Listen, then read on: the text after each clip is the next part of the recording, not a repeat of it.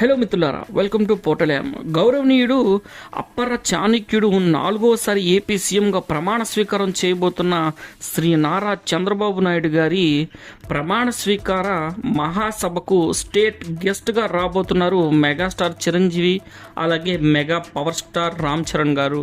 అయితే శ్రీ నారా చంద్రబాబు నాయుడు గారు ప్రత్యేక ఆహ్వానం పంపడంతో రేపు కేసరపల్లిలో నారా చంద్రబాబు నాయుడు గారి ప్రమాణ స్వీకారం చేయబోతున్న సభకు హాజరు కాబోతున్నారు.